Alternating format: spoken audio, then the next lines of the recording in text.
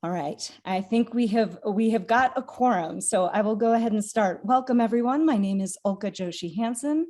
I am Chief Program Officer here at Grantmakers for Education. On behalf of our Executive Director, Celine Coggins, and other members of our team, really want to join you for taking the time to join us today. I was excited when Zoe and Jal approached us with the idea of this event. As we've engaged with our members over the last 2 years, from the Big Vision survey that we did 2 years ago to our racial equity deep dive focus groups last spring, and in requests that we've been getting about programming, we've been hearing some consistent themes. Right? That the work of education is intersectional, and it really requires us to think about how we change entire systems in sustainable ways and not focus only on individual interventions or practices. We've heard that folks are understanding that many of the approaches to reform and innovation that have been the focus of the last 2 decades haven't produced the kinds of changes that we want for our young people and communities, and that many of our members and other leaders are grappling with where to go next. And as a researcher and practitioner, in some ways that's music to my ears, because as we often tell young people, it's often when we feel like we're struggling the most that we're open to seeing new possibilities and new directions. And that feels like where we are in the field of education at the moment. And funders have a unique role to play at this moment.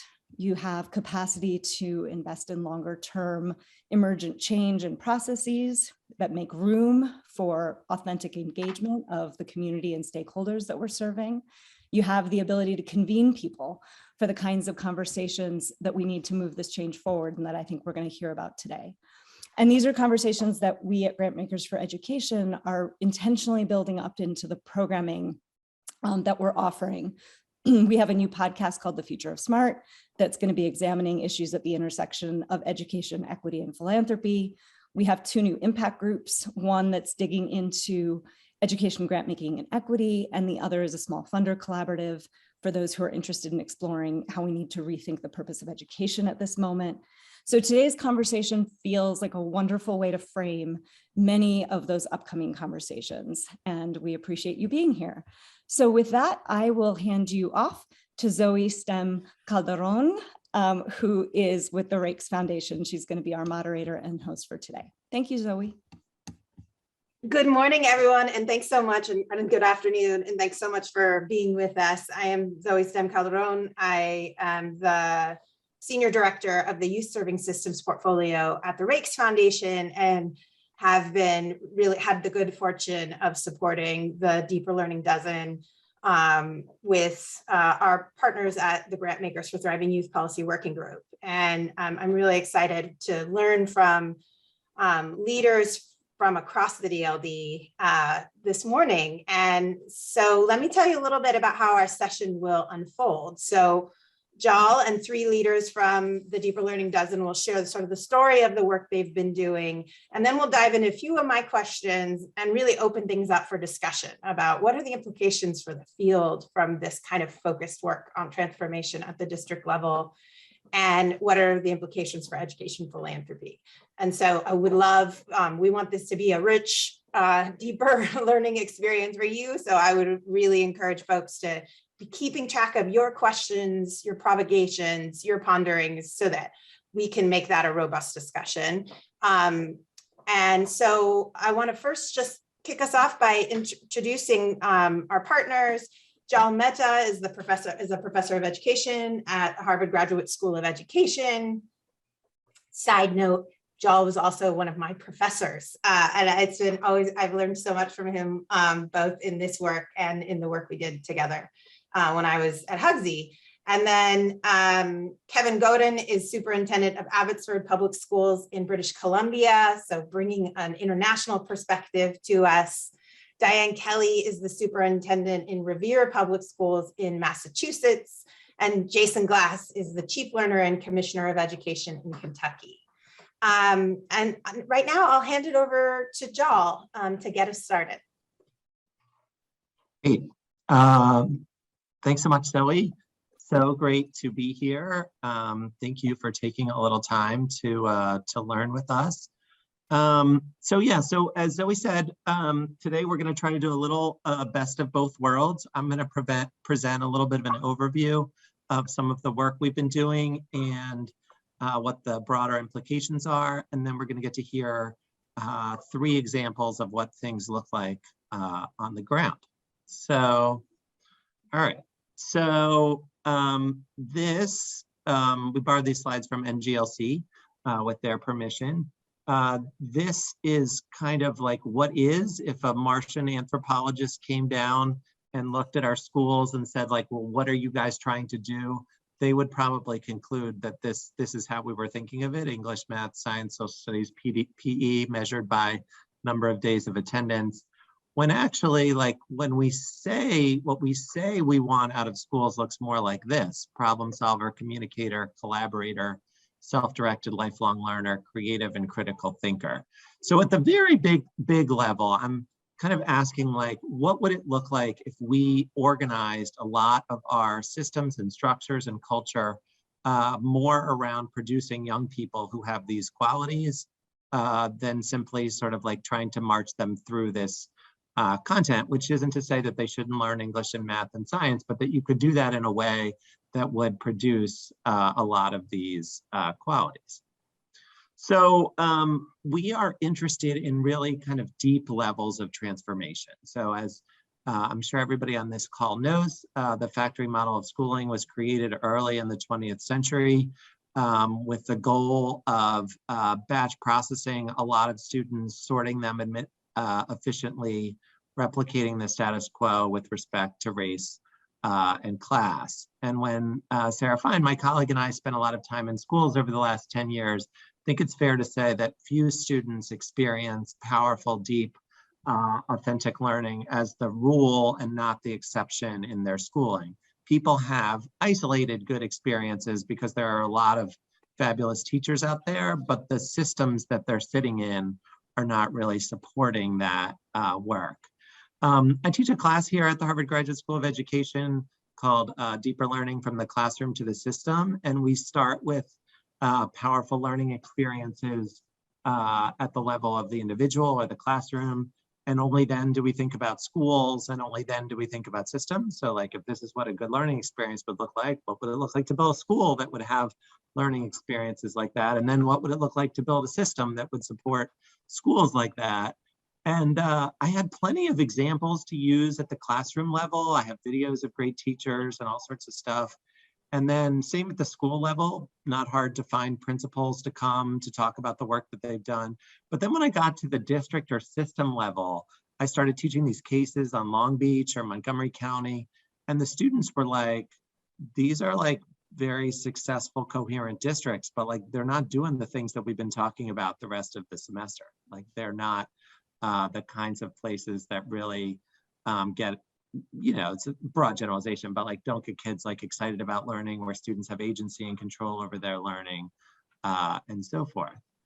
And I think in some ways that's because recent reforms and even some of the models that those of us who teach in leadership programs teach, in some ways sort of like double down on the factory model of schooling. So sort of the idea that there's like someone in charge and they make a big, like, you know, driver diagram and theory of action, and then, you know, you put a lot of boxes and arrows on a page, and then like gradually things sort of like converge towards like a predetermined outcome. And you know, the longer I've been around and the more people I've worked with and watched, the less confidence I have in this model of how change happens. And so what we've been trying to do with this project is to build a community of practice that's organized around some very different principles. And so here are 5 sort of big ideas that we've been working on with our group. One is deep and powerful learning for both students and adults. So if you want students to experience this kind of deep and powerful learning, that needs to parallel the way that we interact with adults. There's an idea from Margaret Wheatley that we should move from hero to host leadership. Wheatley says, like, you know, no one was waiting for you to come and save the day. They just need you to host a conversation and create some space that enable a lot of people to move forward in a positive way. Symmetry and fractals. This comes from Elmore and others, basically similarly to what I was saying before about students and adults, that there needs to be a sort of positive parallelism through the system. Thinking about complexity, there's a whole branch of work in sort of complexity in both biological and social systems that sort of allow you to draw a middle course between sort of, we're going to plot everything out and it's totally out of our control. So how does one manage a system that is, by its very nature, political, uncertain, complex? Like, what do we know about that and how can we draw on it? And then the National Equity Project, also drawing on a lot of these things, has been talking about liberatory approaches to equity. So ways of approaching equity that go beyond closing test score gaps and really try to create environments where students feel like they belong, can be their full selves, and so forth. So as I talk, I'm talking about our project, but I would love to take questions about our project and talk more about our project. But I think what we're talking about is broader than this, that I think were people to embrace some version of these principles when they were teaching students, when they were running schools, when they were thinking about state policy, and so on and so forth, that if we made this more our way of being, I think on the whole, we would be a lot more successful at a lot of things that we're trying to do in this space. And the reason that I know that is because when people do these things, good things happen. And so there's just sort of a lot of proof in the pudding. All right, so I'm briefly going to sort of describe our work and say a little bit about what we've learned, and then turn it over, I think, first to Kevin. So starting about 4 years ago, John and I, so I'm joined here by my co-directors, John Watkins from Oakland and Elisa Berker Long of New York and now in Connecticut. And we've been doing this project together for the last 4 or 5 years. And so when John and I started the project, we were vetting districts and we were looking for middle-sized districts, so between like 10 and 80,000 students. We wanted at least 40% free and reduced price lunch students or students of color. And we wanted leaders who were knowledgeable and committed to significant change. We were foundation funded. And we started with 8 districts in the US and 4 in Canada. So here is a list of districts, past and current. A couple have left, a couple have been added, which is why you see 15 on a Deeper Learning dozen list. But you can see districts across the United States and British Columbia. So with those districts, pre-COVID, our goal was to have 3 in-person convenings a year in October, January, and May. In practice, we had the first 5 convenings in person and the last 5 online because of COVID. And we sort of faced this dilemma at the beginning of if you are going to work with a variety of districts and build a community of practice where there's a lot of trust and relationships, you can't have 600 people in a room. But at the same time, if you bring a small number of people from each district, changing a district is a huge project. Like, what can a small number of people do in a large district? So we decided to bring together 4 to 5 folks from each district, a superintendent and 3 folks who are best positioned in his or her judgment to lead the work. So that might be a CAO, it might be a principal, it might be a union leader, sort of whoever they thought was important. And then the kinds of processes and things that we did together, we hoped that the districts would then do with larger groups of stakeholders within their districts. And then in later years, we started with just the communities of practice and some informal communication between the meetings. And over time, we added a layer of individual district advising, where one member from our team learns from and with a group from the district. And then Elisa has been running a parallel school level community of practice, as we thought it's important to put the district work in conversation with school level work if this is really going to penetrate. All right, so I just wanted to emphasize a few things that were different about this collaboration. One is we made a big bet on learning over performance. So we sort of said to the districts at the beginning, like, if you think this is the place where you're going to come and Harvard is going to provide you the answers, like, you have another thing coming. We are on the leading edge. We don't know the answers. You don't know the answers. We are going to figure out the answers together. And I think that people who accepted that invitation were the right kind of people for this sort of group. We did some things that really tried to bring that out in people. So this, you're looking at a tree of life. I believe this is actually Kim Fruman, who's on our team's Tree of Life, and Kim's on the call if you want to ask her about any of these things. But basically, if you haven't done this activity before, on the blue towards the bottom, that's the soil, the things that nurture you. And then in the bottom, you can see the roots. So these are your ancestors, or sort of the things that where you come from. And then in the middle in the red, those are your values, like what are the things you're really committed to. And then on the top are your activities, like what are the things that you're doing that realize those values. And so on the very first day, people came to Harvard and they were sitting in their suits, and some had been on the red eye and they were exhausted, and they were sitting behind these tables with all their notebooks out and their computers facing forward, looking at us, expecting us to start running some slides. And we pushed all the tables to the side. We formed a circle, and within a few minutes, people were on the floor making these things. And then, when people went to lunch, they would say, I'm Catholic. And so a lot of this comes from my social justice commitments, from my Catholicism. And someone else might say, I was gay and I was really excluded as a child, and I'm really trying to build inclusive environments. And so we tried to create a space where people could sort of bring their full selves into the space. We've done a lot of crazy stuff, in part because of John. This is us in Cowichan. The theme of this convening was weaving coherence and sort of paddling towards a North Star. So here's us paddling towards a North Star. Here is us learning with some Indigenous elders and thanking the Indigenous elders for the learning we did with them. This is in British Columbia. Here is Jason, who you're going to hear from in a few minutes, who's right now like wearing his suit in his professional work attire. Here's Jason, who is quite a skilled guitarist, though a less skilled singer, but God can only give with so many hands.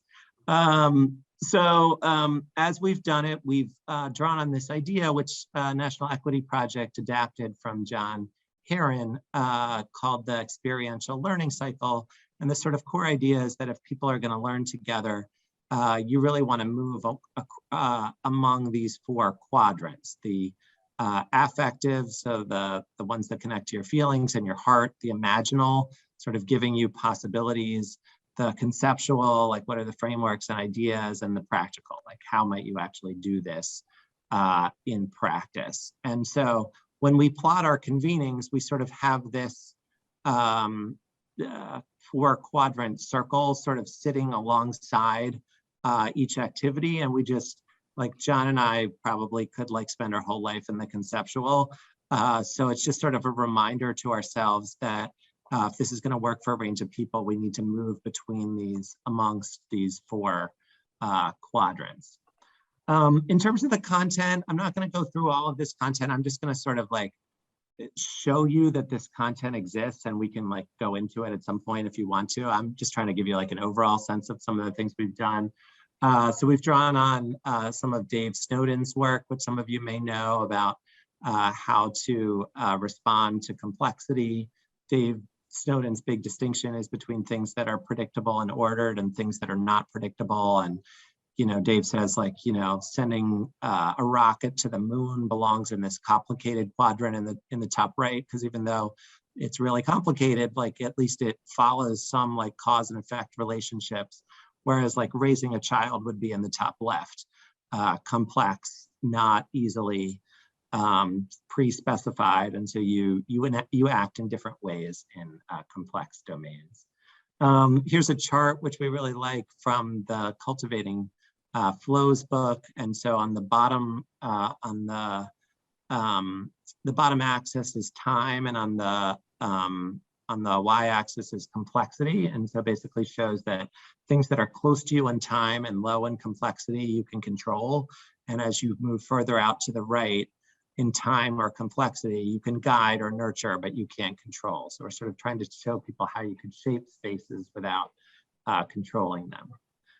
We made a big bet on this idea from Margaret Wheatley and Tim Dalmo about above and below the green line, that most organizations spend a lot of time on their structures and patterns and processes and pay less attention to identity, information, and relationships, and that if you don't get the stuff below the green line right, it will sink whatever you're trying to do above the green line. And we've been trying to model that with our districts.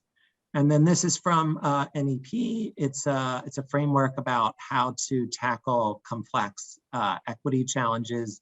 It's more than I can go into today, but there's mindsets, there's understanding complex adaptive systems, there's working with people, there's disruption, there's micro, meso, and macro. The NEP people have put together a really thoughtful way of attacking equity, which we've been working on with our group. All right, so what has gone well is our participants report that we are doing the things that we are talking about, which is key for this kind of work, that it's really important to give people the kinds of experiences that you're trying to have them enact. So you can see this quote here from Andy Calkins. Traditionally run districts with traditionally designed hierarchies and adult learning models foster hierarchically designed classrooms with traditional pedagogy.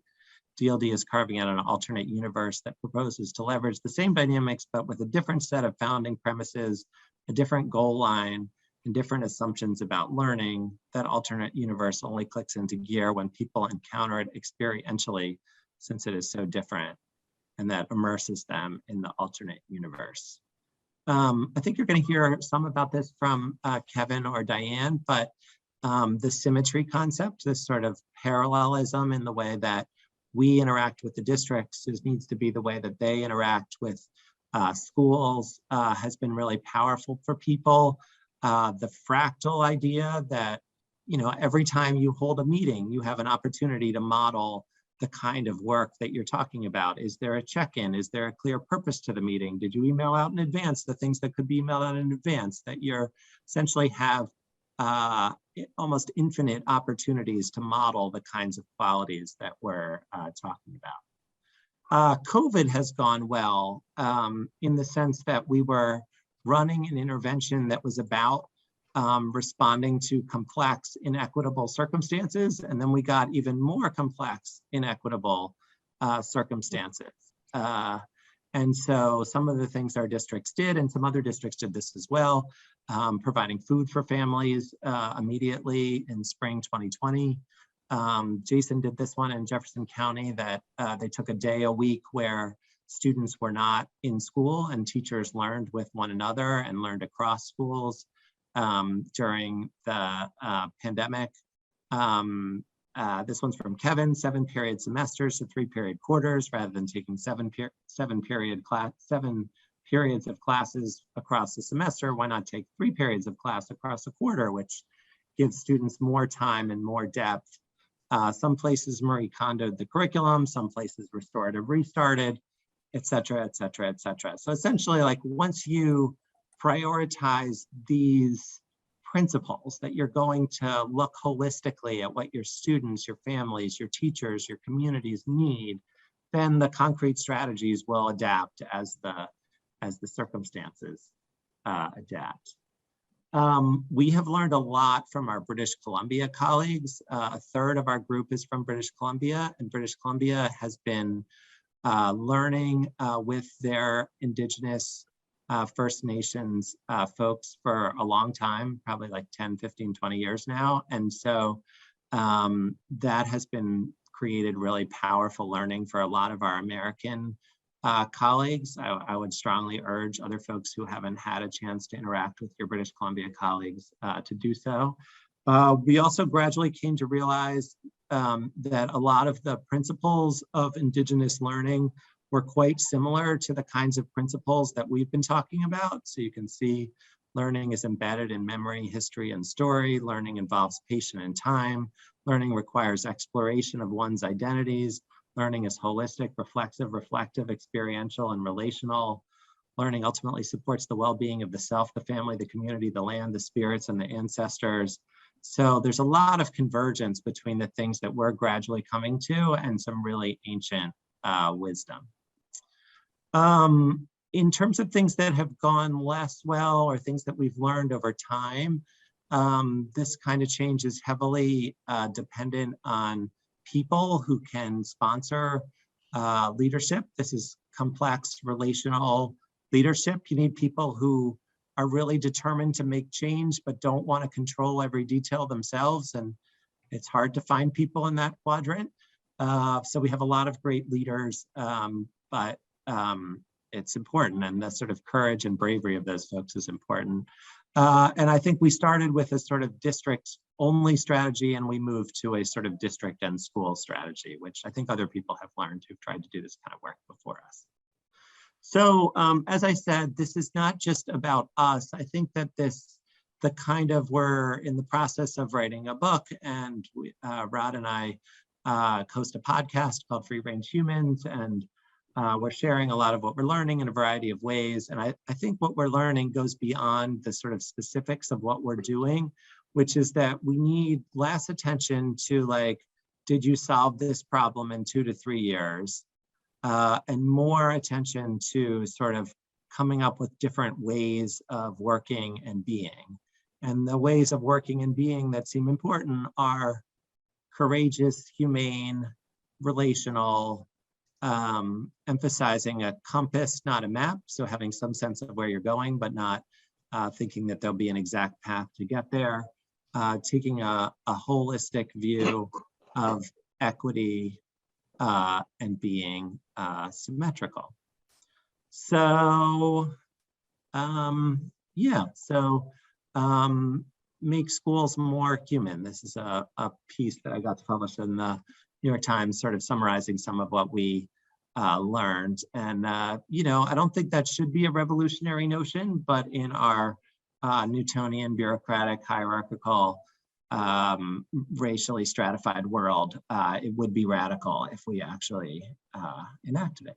So I'm going to stop there and give it over to Kevin. Should also say, in a moment of like terribly unfortunate timing, I was also scheduled into something by my university during this block. So if during the Q&A I am not here for a few minutes, we have many people who are knowledgeable about the DLD on the call who can speak to it. So with that, over to Kevin. All right, well, thank you, Jal. There's a term that you used earlier called positive parallelism between the experiences we aspire for our students and those in which the adults are engaged. And I'll go back to that first time in Harvard when we walked in the room and we're doing the Tree of Life, and I was suffering from a little dissonance about that experience. But at the end, what we left with was this very profound question: was if we want deep learning experiences around these critical competencies, identity, creativity, critical thinking, collaboration, how do we engage the adults in that space? And so, we have since bought in heavily to the idea that if this is what you want for the students in your community, then you need to really sell out on this for the adults. And, that's been a pretty profound change for us.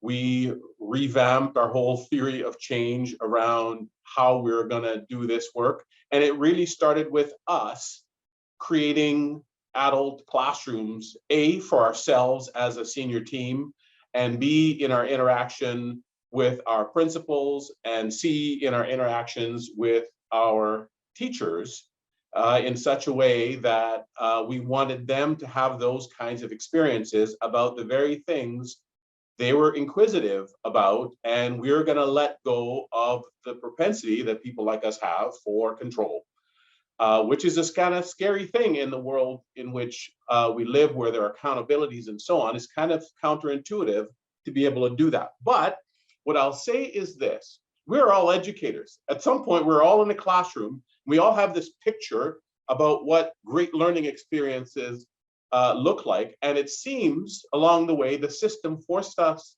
to let go of that which we know to be good and true and right about learning. And so one of my reflections has been, and I've come to affectionately call this work of Symmetry, leading like a teacher, thinking like a teacher in the way you orient and the way you do your work with adults. So, we threw out and retooled, co-constructed our leadership competencies out of this work. We began to build and nurture these adult classrooms. We began experimenting, trying things on and learning from them. Some of them disastrous failures, but great teachers nonetheless. We began a deeper commitment into creating a coaching culture and building this adult learning classroom where we connected adults that before, especially amongst our secondary schools, tremendously competitive people, to put one over on each other in relation to programs and services, and to throw that out and to create this collaborative learning space. And for us, I will say the biggest thing was about what is it that we are as leaders paying attention to in this garden that we are trying to nurture amongst the adults?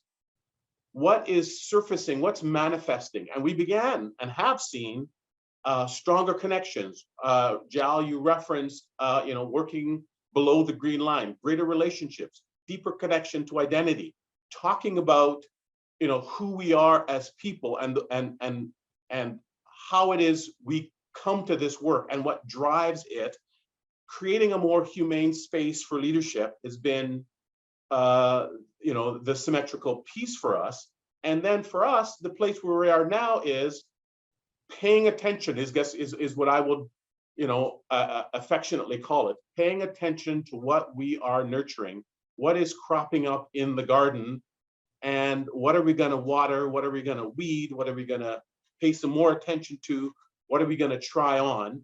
And we're seeing these beautiful things crop up when you pay attention to it, crop up, and we make overt attempts to connect it to other pieces of the organization. We have seen just tremendous opportunities, and we've seen mastery, identity, creativity manifest in our leadership work amongst the adults as a place for creating some of those spaces for kids, which is, certainly happened. The other piece I want to speak to, and I'm mindful of time, is about this idea of equity and inequity being structural. I think many of you know that really education was certainly in this country weaponized with our Indigenous population, and we, engage in some awful behavior as a nation in how we have treated our Indigenous people, and Canada is on this, and British Columbia certainly is on this journey for truth and reconciliation around righting those wrongs with the very tool that was used to create the harm. And so moving beyond this idea of just, going past, I'll say, activitizing culture, and deeply respecting Indigenous people and Indigenous ways of knowing, because there are, as Jal referenced, significant connections between Indigenous ways of knowing and what we are learning, to try to create some of those connections. So we needed to create, I'll say, a container for us to do some of this work, and it came in the form of our equity framework, designed around four constructs around deepening our own equity consciousness, engaging in activities that help to heal culturally sustaining pedagogies, and dismantling oppression. And so, we've asked our schools, as they have engaged in this inquiry, to decide where their entry point is in this equity conversation, particularly with a curriculum in British Columbia that is very indigenized. We have to now learn how to do this in a respectful, thoughtful, engaging way. And all of our school communities come with different questions and challenges, and we've asked them to that's perfectly okay, and it is good for you to dive into this equity conversation where you think you need to, and you're going to kind of learn from there. So whether it's digging into your own identity as an educator, or looking at some of the things that you are doing in terms of how adults interact to create healing spaces for each other, whether it's how you actually, I live on the traditional territory of the Stalo people. And so how do we embrace Stalo history and culture in this place that is, we now call Abbotsford, as a part of the curriculum experience? And we might investigate really carefully the structures, and I know, Diane, you're going to talk about this, the structures that we have created over time that have served to harm kids, particularly in this case, Indigenous kids, for us to carefully investigate that and decide how we might dismantle them to create more humane and equitable spaces for all of our learners. So I'll stop there just in the interest of time and turn it over to you. I think it's Diane, you might be next. I believe you are correct. Thanks, Kevin. And I'm actually, based on what you said, I'm going to start with a second topic. I wanted to talk a little bit today about how we have really distributed the leadership in Revere, some steps that we've taken, and then also talk about some of the equity work that we've done around detracking and grading. But I think I'll start with that to bridge off of what Kevin was just talking about.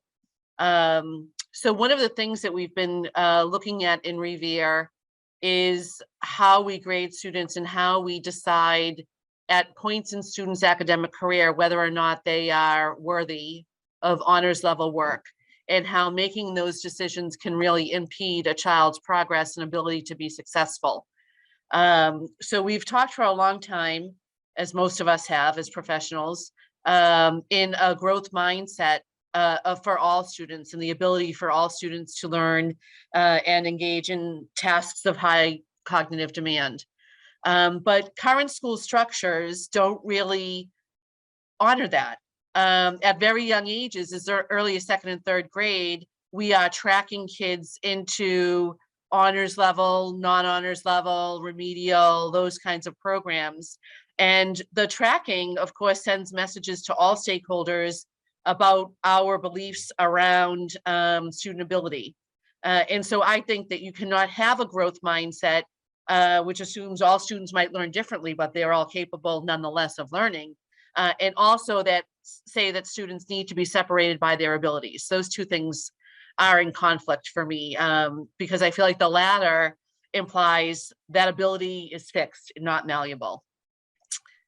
And we've also, as we have gone down this path of really thinking about grading and how it impacts student achievement and creates inequity as a form of structural inequity. One example that I've used repeatedly in order to, help my colleagues in the classroom be a little bit more honest about this work is I talk about the teacher bias that I know I experienced when I was in the classroom. And that was before the school year started. I would receive my rosters, and I was a high school math teacher. So I often had, for example, an S level algebra and an honors level algebra. In Revere, S meant standard or not college. So we had standard, college prep, and honors. And I would receive those rosters before the school year started, and of course, excitedly begin my planning on the exciting projects that I wanted them to do and ways I was going to engage them in the math. But before I ever met any one of those kids, I was making decisions about what they were capable of based only on the section number that was written on the top of the piece of paper that listed the students in each of those classes. And I think that that's a routine practice for all teachers, and they're just not conscious of that bias and how it really sets the stage for us preventing kids from learning at higher levels. And when that happens over and over and over again to a child from 3rd grade to 4th grade to 5th grade, by the time they're in high school, they don't have the opportunity to do honors level work because we've already quelled their ability to achieve to a significant point if we don't work to remediate that. And it also creates the hidden curriculum for students, right? The kids understand what that means also. When kids would come into the room and they'd say, oh, but Miss, it's Friday. We don't want to do anything. And I'd say, come on, we have to learn. And then say, but Miss, we're the S level. We're not going to college. They understood what it meant. We were telling them and their parents exactly what we thought of them when we gave them those class assignments. And when I think about those constructs, even privilege is really the gatekeeper here, because which kids are going to be pushed up into the honors because they have advocate parents who are coming down and complaining, and my kid's honors, my kid should be honors, they've always been honors, they should be honors. And how many times does that alone make a determination on what section a student goes in? So I could go on and on, but I'll move on here because I think that I'm probably talking to like-minded individuals. But in Revere, we started our work on grading really about 2 decades ago when we went to a mastery-based report card at the lower elementary level. And we kind of hit a roadblock then because a lot of people were uncomfortable. Teachers thought it was too much work. Parents didn't understand it the way they understood the traditional A, B, C, D, F. So we kind of hit a roadblock for a number of years. But about 5 years ago, we were able to make some progress and we moved that competency-based report card up to the 5th grade. And at that time, we started the work of laying the foundation at the middle school and high school level for more progress and more movement toward a mastery-based report card. And we were struggling because, again, the parents didn't understand it. It was different than what they were used to. Change is hard. Teachers were struggling with it. And the greatest concern at the high school level was, will colleges understand what this is? So there are a number of things that we did to counter that. We still have a lot of work to do in that area, but we did engage a number of college admissions officers from public universities to private universities to do a forum for parents and students, and that was helpful in us making this move. And the other helpful thing was COVID, to be quite honest, because when we first closed our schools, everybody agreed it was unfair to give an A or a B or a C or a D or an F, that we should instead talk about whether or not kids met the standard. And so that really gave us an opportunity to rip the Band-Aid off and go down this path. And we did encounter after that some flashback of people saying, well, now we're back to regular classrooms, shouldn't we go back to regular grading? And that's kind of the challenge that we're grappling with now. But there were a lot of steps that happened in between. We had done the work of talking about the meaning behind mastery-based grading and had done the work of extricating habits of work from our grading. So we had a culture around whether or not you do your homework, whether or not you show up for class on time all the day, every day, and whether or not you're a little bit disruptive in the classroom should not impact the description of how well you know the mathematics. And so we have made some progress, and we're continuing on this path. We still have some work to do building community around the mastery-based report card, but we are now currently right now in a mastery district grades K through 12. And we one other thing that I see as a need for us is to engage the teachers a little bit more in the leadership around that so that we can foster the work even further. And that I'll lead briefly into my other topic, which is the relational leadership that Jal already described.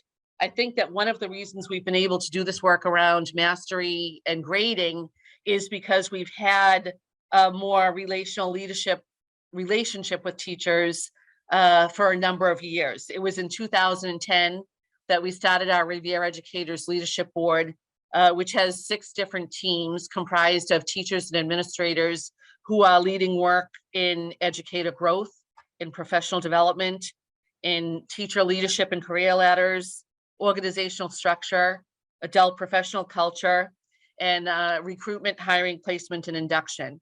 And those teams are making decisions about how the district should do all of the work that I just named.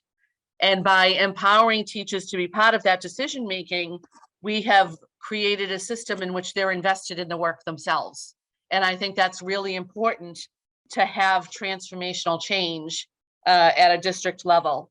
And I think that we talk a lot about giving students voice and choice and engaging them at high cognitive levels and all of these other pieces that we know are what good education is.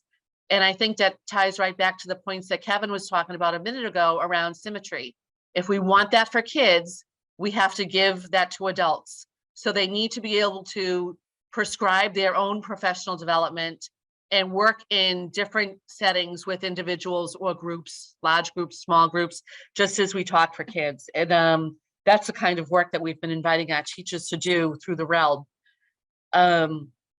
So the only other thing that I'll add to this, and I think this is common knowledge too, but I'll mention it for the people on the call. If we want to make real change in education, real transformative change, first of all, it's going to take time, but it's also going to take commitment and consistency. Real change can't happen in districts where the superintendent turns over every 3 or 4 years. In Riviera, we're fortunate. I've been superintendent for 7 years now, but I'm only the 3rd superintendent in 25 years. Which is pretty unprecedented. I was the assistant superintendent to my predecessor for 5 years, so I am able to further the work that he laid the foundation for so many years ago. And that's what I think gives us some leverage in Riviera to actually make change. And so what I would say to funders is if you want to really help foster change in school districts, make long-term commitments, not the short-term commitments. It's the short-term that has made teachers embrace the this too shall pass mentality, because so often we receive unstable funding or grants that only last a year or 2, and the teachers learn very quickly, I'm not going to invest my time and energy here because it's going to be gone in 2 years. So the long-term commitment is, I think, what really drives the change. And now I will pass it over to who is speaking next. Jason. Up next. Thanks, Diane. Thanks, Kevin. And thanks, Jal. I come to this work initially as the superintendent in Jeffco Public Schools, which is a district in Colorado. It's sort of the western third of the Denver metro area, and was invited in as superintendent and brought Jeffco into that work. And had the privilege of spending about 3 years as superintendent there. But I'm a native Kentuckian, and so right at the height of the pandemic, the commissioner position opened in Kentucky, and there was some interest on our part and interest in Kentucky, and so I applied for that and got this job and have been here in Kentucky for about 1.5 years now. So came right during the middle of the pandemic, whenever that is now.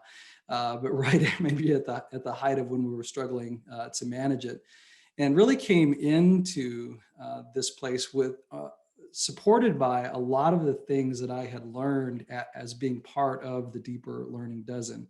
So the concepts of emergence, that the best ideas and the ideas that are most relevant to the problems that are being faced are already out in the field. They're already being piloted, and all the knowledge and expertise and innovation that you need is already out there. And so that concept of emergence was really important to me coming back to Kentucky. The concept that inequity is structural was really important, especially as I was coming in during a time of Breonna Taylor's shooting and George Floyd's murder and all the unrest that was related to inequities and racial justice that was happening at that time. And that this concept of symmetry, that the way adults learn and the way students learn is not necessarily dissimilar. And one of the barriers that we always have in bringing about new learning paradigms is we get resistance from the adults. Because often they haven't seen a different or better way of doing things. Maybe they have, but in a formal structural educational setting, that's one of the challenges that you overcome. So coming to Kentucky as commissioner, those big concepts or ideas around emergence, inequity, symmetry, coupled with this idea that from the commissioner's role, I don't really direct or push things to happen, and that anybody that thinks that they are in a leadership role as a commissioner or superintendent, that you're directing anything is really under an illusion. You sort of can create the conditions for things, and either they happen or they don't. So this notion that leadership can either accelerate that innovation and emergence, or you can do things that hamper it, was a powerful lens for me as well. So coming into Kentucky, I didn't come in with a playbook and said, here's the next big thing, here's what we're going to do. We started out by listening. So we conducted these listening tours across the state. We had students run empathy interviews in small groups, and we got a ton of data, and we asked questions around what aspirations Kentuckians had for the future of education in their state. And so this was a powerful way to go about this vision for the future, because it wasn't driven by politics. It wasn't my vision. It wasn't something that the governor or the state legislature, either political party, was bringing forward. We were capturing what Kentuckians wanted for their schools, for their communities, and for their children. What came out of that was 3 big ideas that align really well with the work of the Deeper Learning Dozen.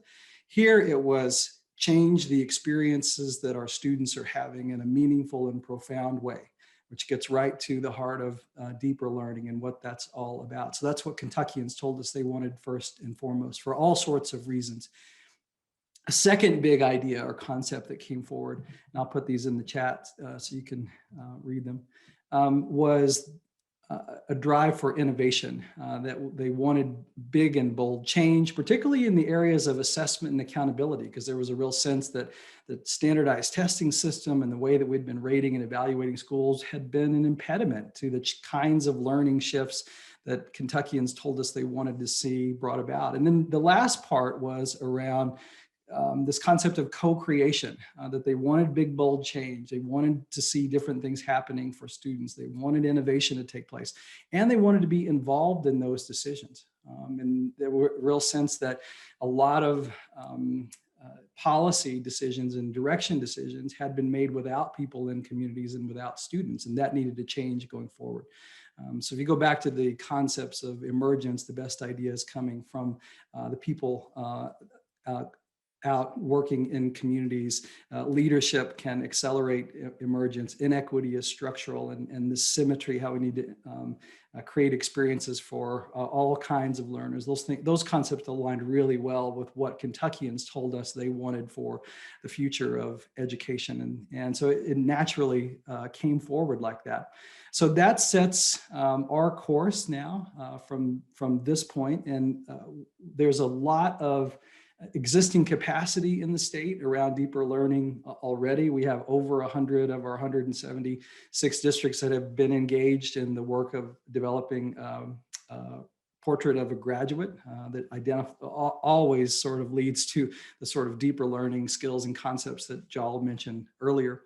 The University of Kentucky for years has been running a next generation leadership program to support leaders at the district and school level in creating places or creating space where this kind of innovation and emergence can take place. So that's a huge capacity that we have underway. We've had regional efforts all around deeper learning and connections from districts and schools that are focused on and engaged in that work. And now we come at it from the state, really trying to, again, create the ecosystem where that work can take root. And we've been fortunate with the infusion of our COVID relief funds. We've used those at the state level to try and leverage and create capacity around this very effort. So there's a real effort to create the expertise, support the emergence of the expertise in our districts and communities around this, and support our districts in involving voices and people who haven't always been at the table. I think maybe the element of this that's been really powerful for me has been to approach this, and I'll steal a quote from a guy named David Sinclair. He's a longevity researcher at Harvard. So he's studying how long can we expand human life? And he was asked about how long he expected to live, because he's experimenting with some of the changes in lifestyle and exercise and nutrition, that he's asking, or he's experimenting with some of those things on himself that he's looking at for how we might expand the human lifespan. He was asked how long he expected to live. And his response was, I don't have an expectation. I'm exploring. It's about exploration, not expectation. And I think that's a wonderful way that I'm approaching this work now. I don't have expectations about where this go. Every multi-year strategic plan I've ever been involved in didn't end up where we thought it would at the beginning of the 5-year process. So anybody that's under the illusion that they can sort of set the course for any kind of complex system is really just fooling themselves. So we've got to, I think, take this attitude of exploration, not expectation, and then support the people who are doing the work with the connections, the relationships, and occasionally the expertise, but a lot of it is already out there to do the work that they need. I'll stop there, and I look forward to the questions and conversations that come next. Wow. Well, thanks you all so much, Kevin, Diane, Jason, Jal, for sharing your stories of this work together and the work, the powerful work you're leading in your states and districts. I have to say, I'm a former district superintendent, and I was trained as an education leader at a very good school. And yet, what I'm struck by in listening to your stories is how seductive top-down scientific management principles are in our system. They feel seductive for us often as leaders when we take on these roles and are trying to lead forward. They feel seductive. I just watched a video of kids in a deeper learning classroom who, had these powerful learning experiences for a quarter, but got to the end and were convinced they weren't learning anything and needed to take an end of quarter test in order to sort of have it proven to them that they were really learning. I mean, as I hear you saying in your work with your communities, they are seductive for all of us who were brought up through this system. And yet, the way that you all have used, your community of practice, your own sort of brave leadership to lead for something that is more aligned to learning, more aligned to what your kids and communities need is just really inspiring. It makes me want to quit my job and go get back in the field. So I appreciate that. But I want to start with one question, and then I really want to open it up for other folks' questions. So please drop those in the chat or get ready to come off mute. One thing that keeps striking me in what you all are sharing is that the kind of transformation at the systems level you're driving for is so centered on transformation for you and the adults in the system. And transformation is really about learning and unlearning. Like, what are the things you believed before and you've got to stop, you've kind of got to let go of. And so I'd love for you to sort of answer this question from the work you've been doing in the Deeper Learning Dozen. Like, you used to think this about education leadership, and now you think this. What is that thing you've unlearned? Kevin, I see you coming off mute. Why don't you get us started? In one of the pictures that Jal shared, it showed one of the elders in Cowichan. His name is Tusalem. And one of the things he talked about is the most difficult journey that any human being has to travel is the 16 inches between the head and the heart. And for me, one of the pieces that I've had to let go as a leader was that, I spend so much of my time in the conceptual and the practical. And I have to kind of sell out on the idea that this is an affair of the heart, and that's the place where we're going to win, and that's the place where kids are successful. That's the place where adults are successful. Now, intuitively, and I'll say this, I knew that as a teacher. What's interesting to me is what you referenced, Zoe, is about the seductive nature of leadership that perhaps has caused us along the way to lose our way. And so that would be the I used to think, but now I think. It might be I used to think, but now I've remembered that this is an affair of the heart. I love that. Diane, I see you off mute. Sure. I'm thinking of the model, and we've talked about this in the Deeper Learning Dozen before, but the idea that the change can be linear. So I used to think that systems change in schools could be linear. I know it cannot be. It's the messiest, most convoluted, chaotic construct ever. I'll add that I think I've spent a lot of my life trying to see change as sort of this system of like plumbing, where you can turn on pressure and direct things exactly where you think it should go, and you can adjust it and reverse things, and it all can be manipulated from some kind of control screen, and it just doesn't work like that. So I have been involved in and been successful at reform efforts that absolutely involved pulling together the political capital that you need to get the votes that you needed passed, get the resources and punishments aligned in place to change behavior, at least temporarily, and then declare victory when you had that. But I think at this point in my life, and especially after this experience, there's a realization that if it doesn't change the experience of the learner in a meaningful way, it just doesn't really do anything. So there's a lot of energy, especially in the American context, around reform efforts related to standards, content, testing, accountability, school choice, and increasingly these sort of culture war efforts that have come home to roost in education. And they're not changing the experiences of our students in a meaningful and profound way. So until we do that at scale, that's really the only thing that matters. And to just kind of build on what everybody else said, I think I used to think, now I think, is about optimism. So I used to think that scientific management and all the things associated with it didn't work. And I still think that, but I didn't really know what to put in its place. And so through the intellectual journey that I've been on with John and other folks in this project, and through the practical journey led by folks like Jason and Diane and Kevin, as well as lots of people that Sarah and I met in our research at a school level, seeing lots of really positive examples of, in small and large ways, people's energy being unleashed. And because their energy was unleashed, like I remember a case in Madison where they were going to do some equity work, and the first thought of the superintendent was like, we're going to put together a team in the central office. And they were like, we don't have much, knowledge and skill about this in the central office at the time. And they were like, well, what if we just like put together a team of folks in the school and the community where there's a lot of knowledge, particularly around issues of race and equity.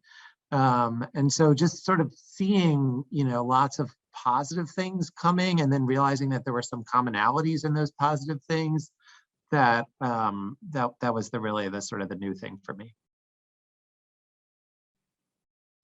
I love it.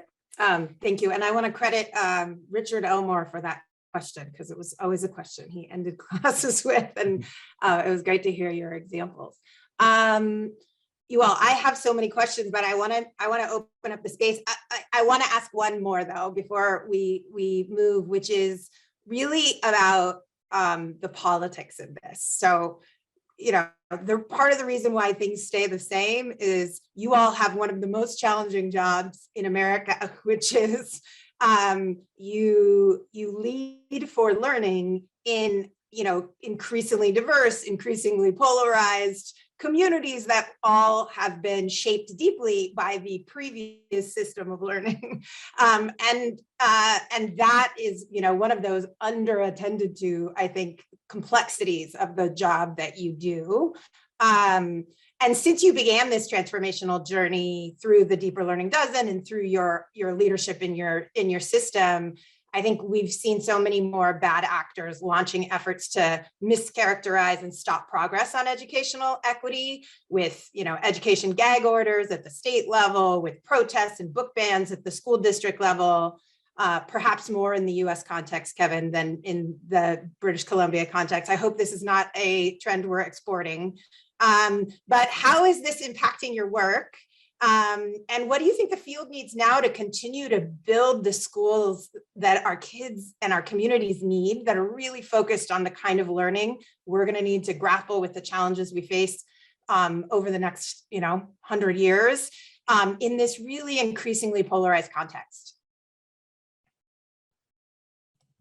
I'll jump in and start with that, Zoe. It's a question that I raised to John and Jal recently in an email, that my greatest fear in this is that deeper learning becomes the next critical race theory or Common Core, that it becomes politicized somehow and now it becomes radioactive, which would be a terrible outcome for something that potentially is so powerful.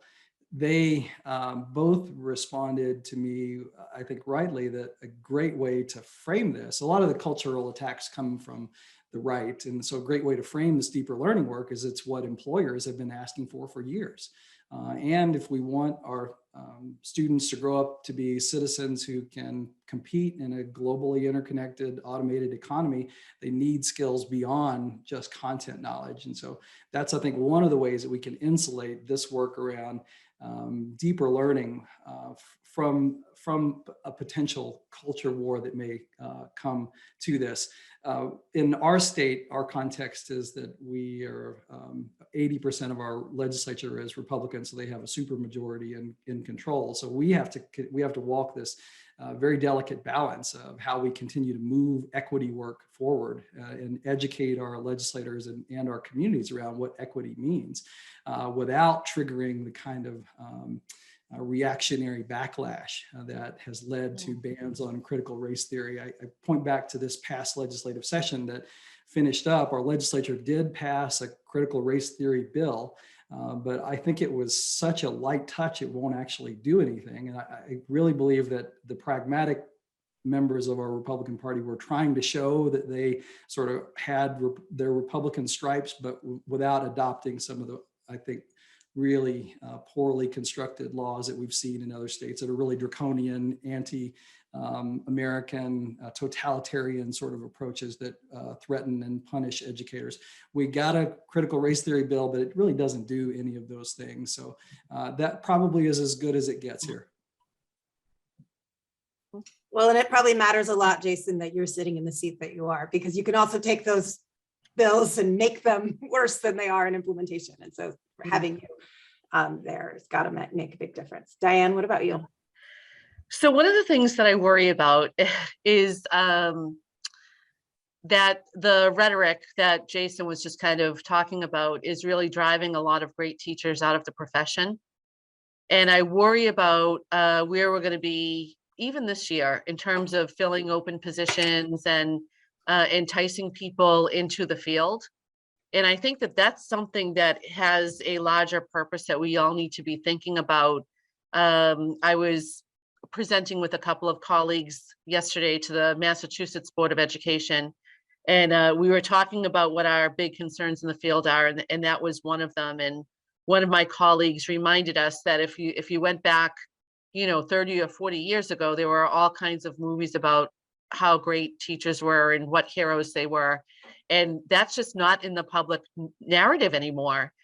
We don't have programs like that. And I think we're starting to see a lot of people run from the vitriol to private sector jobs that probably pay more to begin with, but also insulate them from this, the issues in the public that Jason was just describing.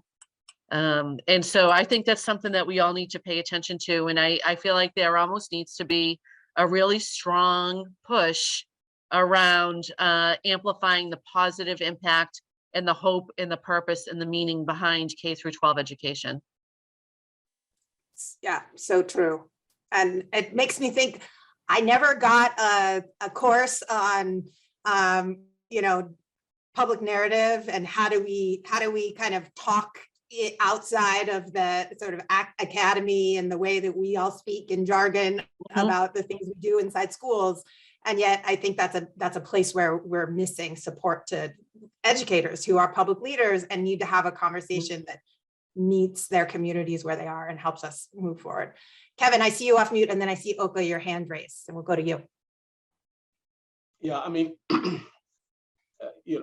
perhaps the legislative presence around things like critical race theory are not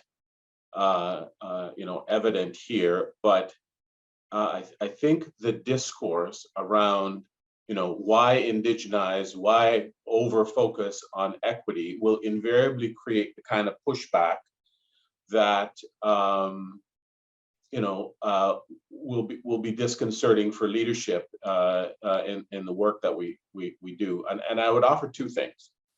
One, it's easy for us, I think, to be dismissive about the intentions of people who question that. And I think part of our responsibility is to create space for people to have reasoned, respectful discourse about equity and the why behind it. I think sometimes that, and I say this to our principals, be ready when the parent asks you why you are teaching Indigenous history and culture. Prepare for the conversation. Be clear about what the why is, rather than say, the government expects us to, and I'm just doing my job. There needs to be space for us to have these hard conversations. It's an Obamaism, I think, when I first heard it, that there should be space for us to disagree, but not be disagreeable, right?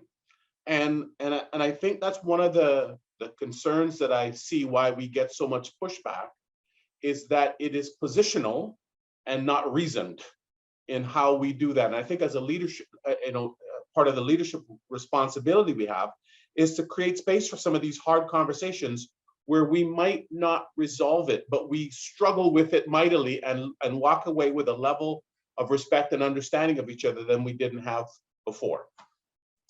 Yeah, it's the deeper learning principle in action in community, which I think, there are lots of structural reasons why we are as polarized as we are, why we are not practicing the listening and learning with each other. And yet, it has to start there. And I hear, Kevin, in the stance you're taking, that you're supporting, you're doing that and you're supporting your leaders to do that. And that feels absolutely critical. It's more than just messaging. It's that interaction. So I think that's great. All right, Ilka, I want to go to you I saw your hand raised, and then I would encourage anybody else you got questions, raise up your hand in the reactions, and we'll bring in a few more questions. I guess I just had one thought, and Jason, I know I've heard you speaking about this too, but I think sometimes we make this about left versus right and about political positions, when actually it feels like there's a lot more in this work that is about what people want for kids, that are things that you can sort of agree on across politics. And it sort of feels like we're at this moment where, as funders and advocates, we're going to have to make a choice about whether we play the politicization game that people are trying to impose on this, or kind of do it in more local community-based ways. But the one thing I'm curious about when we talk about educators is it does seem as though the role of educators changes in this, the ways in which you can organize educators' times and therefore sort of their working conditions are different in deeper learning. And I wonder whether you see kind of the ability to start thinking differently about the role of educators in ways that might make it more appealing. So in other words, we teach in teams or we work in teams. It's not just you with 50 kids, that the community becomes part of this learning, and it's not only you. So I just wonder if you see ways in which this work can also kind of help move forward a narrative and a way to think about a different role for educators moving forward. I think that would be tremendous. One thing that I think educators need that they don't typically have in the United States anyway is a chance to collaborate together every day and work on these kinds of deeper learning activities to engage students in, and to have that kind of symmetrical model where we're engaging teachers in the same kinds of learning experiences that we want them to engage kids in, or the same format and structure, I should say, obviously not the same level, but it's really going to take some movement at the bargaining table, right? Because our teachers are all unionized. So we need to have enough of a schematic design of what this looks like so that we can describe it in ways that teachers can embrace it and move forward with it. I know that when we've done the work in Revere, and we've done it through the DLD, but through a couple of other projects that we're partners in as well, the teachers love it. But it's when they have the time to really sit and think and hash something out with colleagues and really think it through, that they can be really effective, and they see the value, they see the difference in student understanding, and they especially see the difference in what I was talking about before, how their quote unquote standards kids can do really high level tasks when they engage them in these kinds of tasks. But we really need to think differently than the current structures for elementary education, especially where the kids are in the building for 6 hours a day and the teachers are with them for all but 45 minutes of that, because they have a 20-minute lunch and a 30-minute prep, right? So that's where we need to see some structural changes as well. And obviously that costs money, because now you need more teachers to cover these kinds of preparation periods for teachers. So you need more teachers to be in each room. And so we're back at the funding question. Something to think about. We have layers of either real or invented constraints that we have on making the kinds of structural shifts with time and the structure of the school day. Some of these come from the federal law. Often they're in state law around credits and graduation requirements and length of school day and when school can start and stop. And then it appears again in district policies, and then it may appear again in district bargaining contracts.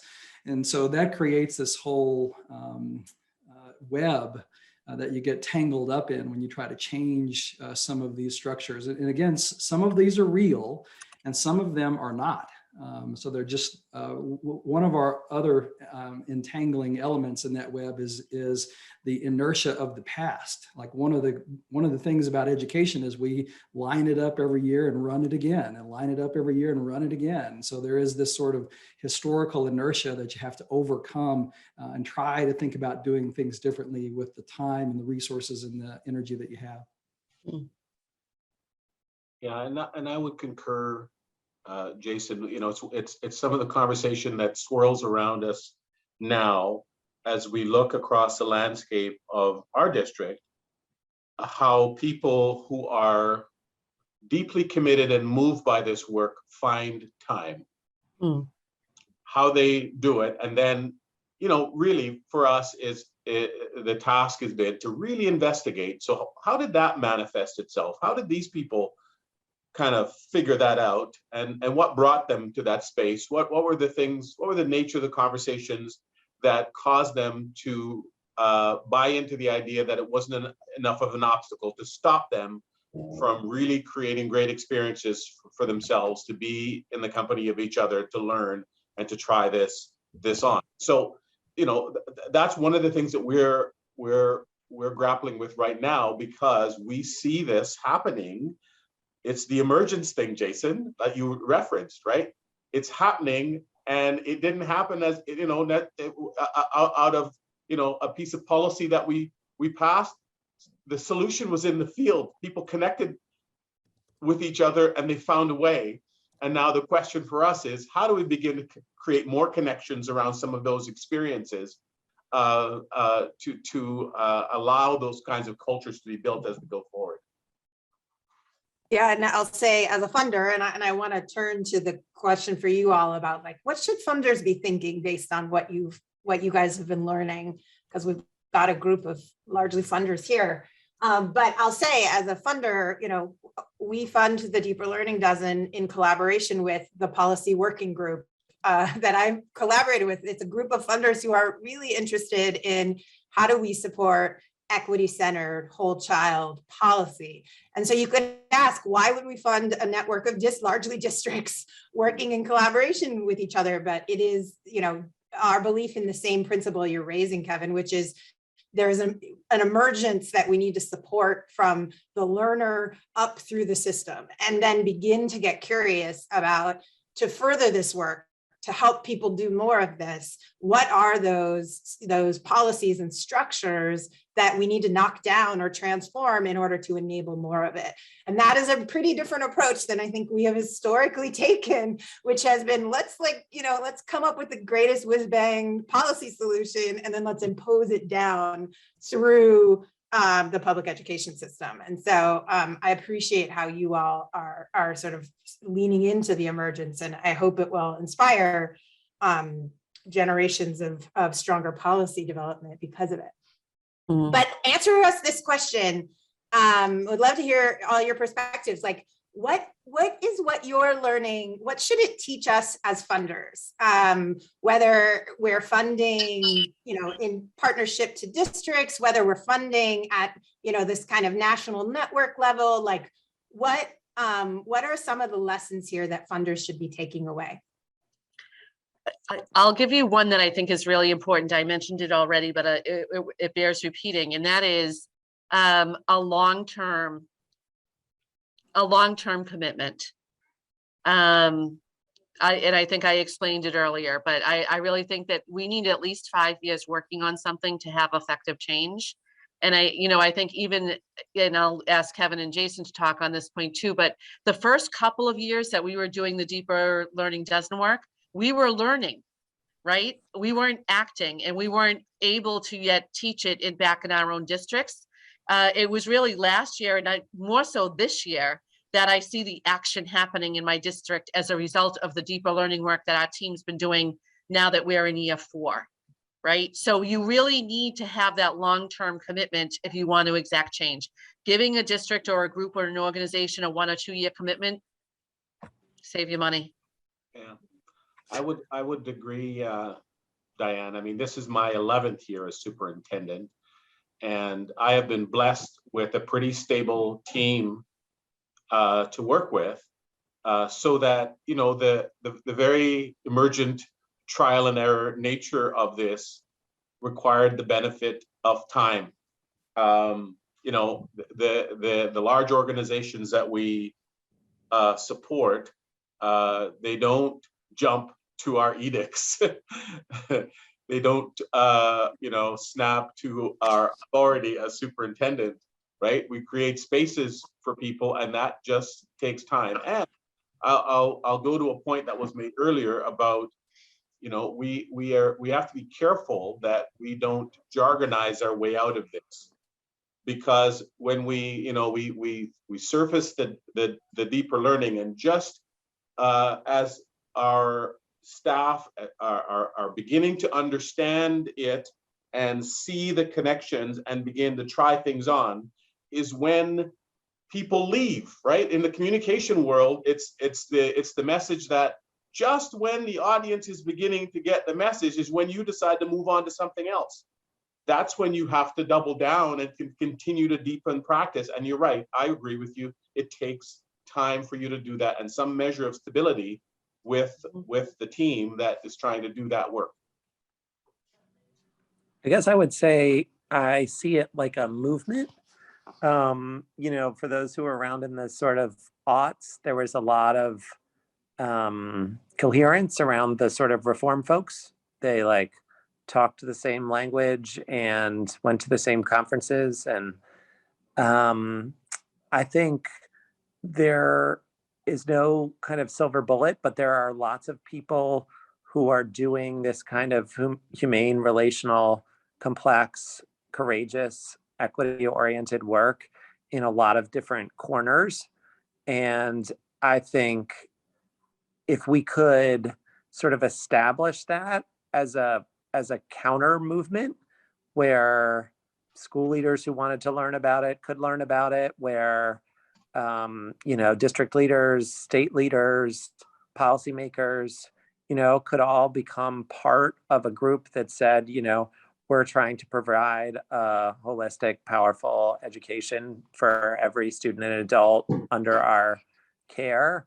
I think, many, many good things would happen that we can't predict now, that many people would carry that in all sorts of directions that we can't see right now, and it would keep growing and changing in positive ways.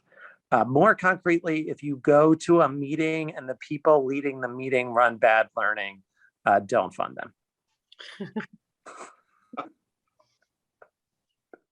I'll contribute that I think there's a real opportunity for this kind of work to really take root and have an impact now. And it's coming about in some part because I think there's a large-scale realization, at least in the United States, that the reform efforts of the past 20 or 30 years around standards and assessment and accountability and school choice haven't brought about the kinds of changes that even their advocates hoped that they would.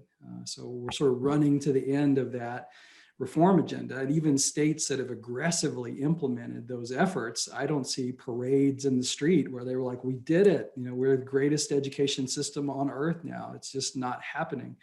So what we found is when we talk to people in communities, what they came forward with most was change the experience of the student to create a vibrant, engaging, authentic, meaningful learning experience, which goes right to this deeper learning. That's what people in communities told us. So unlike the reforms of the past few decades that largely have been driven by policy elites, this is an effort. If you talk to people in communities, it's what they say they want for their children.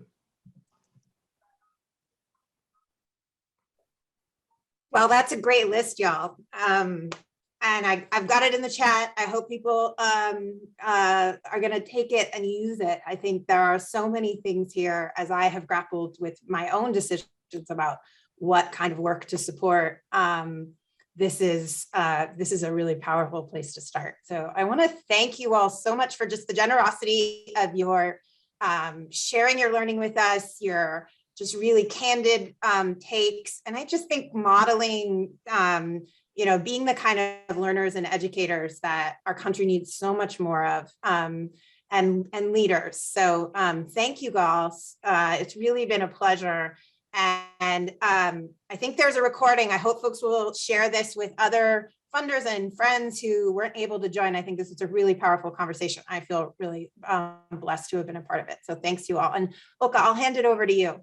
Great, thank you. Yes, just to echo Zoe, thank you for facilitating this conversation. Thank you, Jason, Diane, Kevin, Jal, and the Deeper Learning team, as well as those who came. I want to add, just building off of what I think you all just said, right? This really is about a movement, and it is about sort of pulling together the folks that are doing this work, kind of sticks in a bundle idea, right? Everyone is there alone, talking different language, thinking different things, and if we can pull ourselves together, which I think has implications too for how funders work, right? Like one individual funder probably can't do this.